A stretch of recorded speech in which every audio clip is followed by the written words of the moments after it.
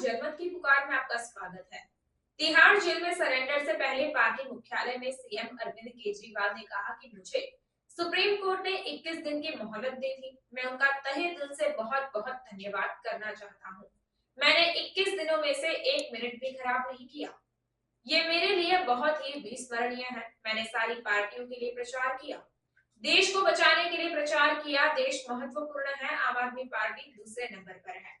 आपको बता दें कि दिल्ली के मुख्यमंत्री और आम आदमी पार्टी के सुप्रीमो अरविंद केजरीवाल तिहाड़ जेल में सरेंडर करेंगे।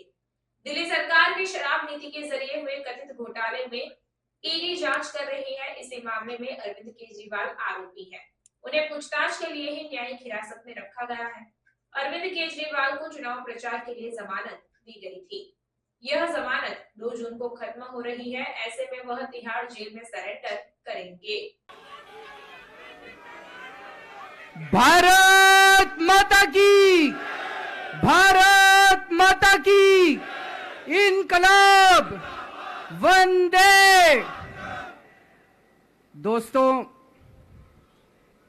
माननीय सुप्रीम कोर्ट ने मुझे 21 दिन की मोहलत दी थी। मैं तहे दिल से सुप्रीम कोर्ट का शुक्रिया अदा करना चाहता हूं, बहुत बहुत। उन्होंने चुनाव प्रचार करने के लिए मुझे ये मोहलत दी थी। 21 दिन कल पूरे हुए। अब यहां से मैं सीधा तिहाड़ जा रहा हूं। ये 21 दिन मेरे लिए बहुत विस्मरणीय है। मैंने एक भी मिनट खराब नहीं किया। रात दिन 24 घंटे देश को बचाने के लिए प्रचार किया है। केवल आम आदमी पार्टी के लिए प्रचार नहीं किया, सारी पार्टियों के लिए प्रचार किया। बंबई भी गया, भिवंडी भी गया, हरियाणा भी गया, उत्तर प्रदेश भी गया, पंजाब भी गया, जमशेदपुर भी गया। जहां मौका मिला, जहां जिसने बुलाया, उसी के लिए प्रचार करने के लिए गया, देश बचाने के लिए। मेरे सामने देश था। आम आदमी पार्टी इंपॉर्टेंट नहीं है, आम आदमी पार्टी सेकेंडरी है, पहली हमारे लिए देश है। तो मैं दिल्ली के लोगों को कहना चाहता हूं, आज आपका बेटा दोबारा जेल जा रहा है, इसलिए नहीं कि मैंने कोई भ्रष्टाचार किया है, इसलिए कि मैंने तानाशाही के खिलाफ आवाज उठाने की जरूरत की है। इस प्रचार के दौरान एक सबसे बढ़िया बात यह हुई कि सारे देश के सामने प्रधानमंत्री श्री नरेंद्र मोदी जी ने यह कबूल किया कि उनके पास मेरे खिलाफ रत्ती भर भी सबूत नहीं है। हम कहते थे ना, जब भी हमसे पूछा जाता था कि भाई ये कह रहे हैं 100 करोड़ रिश्वत ली, 100 करोड़ रिश्वत ली, वो 100 करोड़ कहां गया? 500 से ज्यादा जगह तुमने रेड मार ली, कहीं चवन्नी मिली हो, अठन्नी मिली हो, 1 रुपया मिला हो, कहीं हमने खर्च किया हो, कहीं कैश पड़ा हो, कहीं लॉकर में मिला हो, कहीं स्विस बैंक में मिला, कहीं चवन्नी नहीं मिली, तो पैसा कहां गया? तो एक टीवी चैनल के इंटरव्यू में उस टीवी वाले ने मोदी जी से पूछा कि प्रधानमंत्री जी, ये केजरीवाल चारों तरफ कहता घूम रहा है कि आपके पास उसके खिलाफ कोई सबूत नहीं है, आपके पास उसके खिलाफ कोई रिकवरी नहीं है, फिर आपने उसको गिरफ्तार कैसे कर रखा है? पता है प्रधानमंत्री जी ने क्या कहा? प्रधानमंत्री जी कहते हैं, मैं मानता हूं कि केजरीवाल के खिलाफ कोई सबूत नहीं है, मैं मानता हूं कि केजरीवाल के खिलाफ कोई रिकवरी नहीं है, क्योंकि केजरीवाल अनुभवी चोर है। चलो मान लिया मैं अनुभवी चोर हूं, तुम्हारे पास सबूत तो नहीं है, तुम्हारे पास रिकवरी तो नहीं है, तो यूं ही डाल दिया मेरे को जेल में, बिना सबूत के डाल दिया मेरे को जेल में, बिना रिकवरी के डाल दिया जेल में। देश के इतिहास में 75 साल में सबसे ज्यादा बहुमत से आई हुई सरकार है। एक बार 70 में से 67 सीट, दूसरी बार 70 में से 62 सीट, 55% से ज्यादा वोट शेयर। इतने भारी बहुमत वाली सरकार के मुख्यमंत्री को आपने बिना सबूत के जेल में डाल दिया। यही तो तानाशाही है कि जिसका मन करेगा मैं उसी को जेल में डाल दूंगा, जिसका मन करेगा उसी को जेल में डाल दूंगा। और पूरे देश को मैसेज दे दिया कि अगर मैंने केजरीवाल को फर्जी केस में जेल में डाल दिया तो तुम्हारी तो औकात ही क्या है, किसी को भी पकड़ के जेल में डाल दूंगा। इसी तानाशाही के खिलाफ लड़ रहा हूं मैं, और इस किस्म की तानाशाही अपने देश को बर्दाश्त नहीं है। भगत सिंह ने कहा था ना कि जब सत्ता तानाशाही हो जाए तो जेल जिम्मेदारी बन जाती है, सबकी जिम्मेदारी है जेल में जाना, इसके खिलाफ आवाज उठाना। भगत सिंह के चेले हैं। भगत सिंह देश को बचाने के लिए, देश को आजाद कराने के लिए जेल गए थे। भगत सिंह देश को आजाद कराने के लिए फांसी पे चढ़े थे।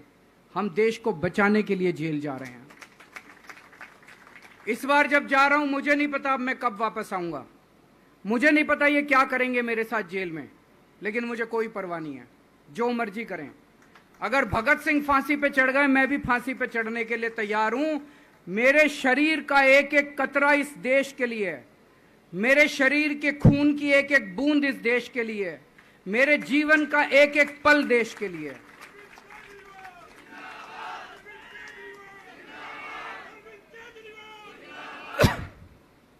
अभी मैं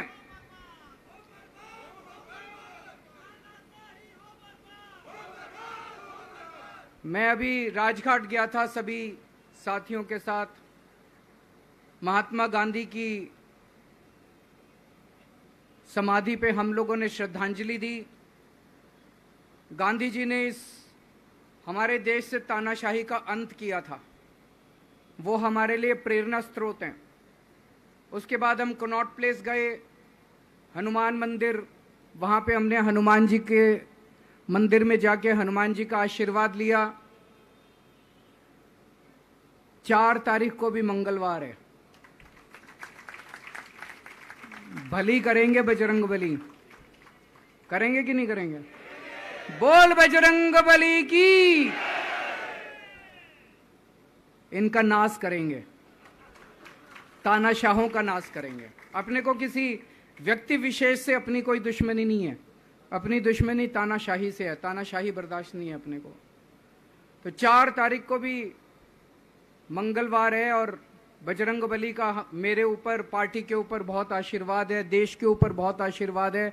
मैं प्रार्थना करने गया था बजरंग बली को कि हे बजरंग बली, मेरे देश को बचा लो।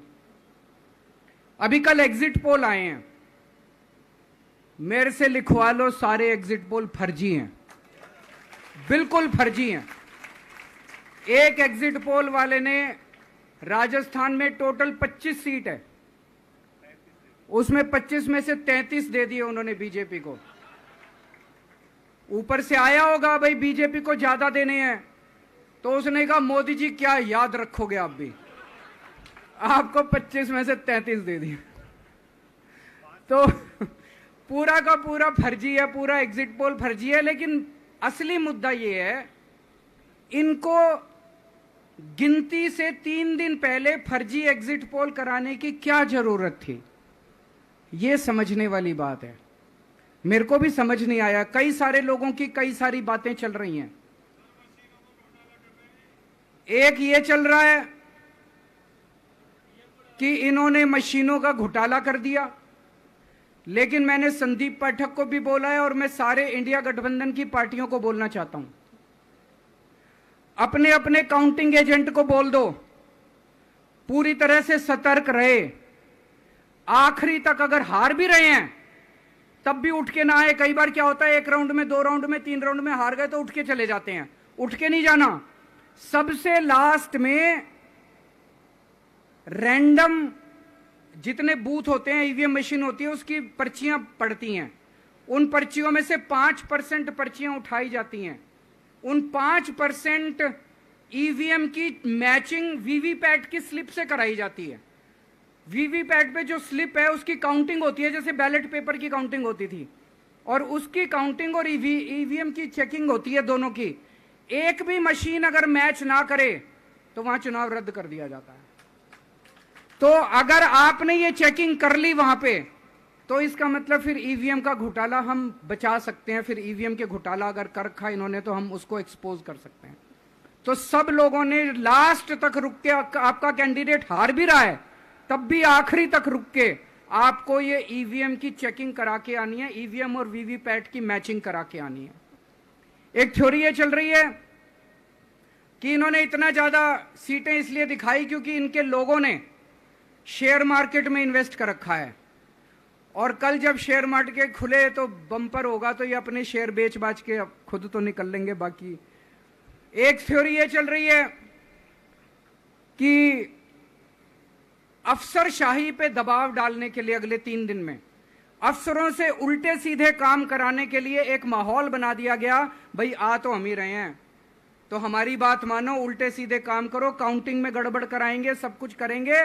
लेकिन फिर से मैं कह रहा हूं, अपने को, अपने काउंटिंग एजेंट, एआरओ, सब आरओ, सब लोगों को अपने को ट्रेन करके भेजना है और अपने को चौकन्ना रहना है।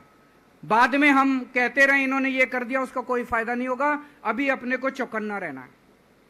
एक थ्योरी ये चल रही है कि अगर इन्होंने कल ही कम सीट दिखा दी होती एग्जिट पोल वालों ने, तो हो सकता है कि इन दोनों के खिलाफ आरएसएस में और बीजेपी में कल ही बगावत शुरू हो जाती। 4 तारीख तक इंतजार ही नहीं होता, हो सकता है। तो कई सारी थ्योरी चल रही हैं, लेकिन अपने को सतर्क रहना है, चौकन्ना रहना है। मेरा अपना मानना है कि 4 तारीख को इनकी सरकार नहीं बन रही है। ये एग्जिट पोल से घबराने की जरूरत ही नहीं है, माइंड गेम है इनका, माइंड गेम खेल रहे हैं। आपको डिस्करेज करने के लिए, डिप्रेशन में डालने के लिए बिल्कुल नहीं जाना। आप उससे जाओ कि आप जीत रहे हो, आप अपने उस कॉन्फिडेंस से जाओ कि आप जीत रहे हो, और आखिरी तक आपको बैठे रहना है, किसी भी हालत में बैठे रहना है आपको। हमें हर एक को लड़ना पड़ेगा।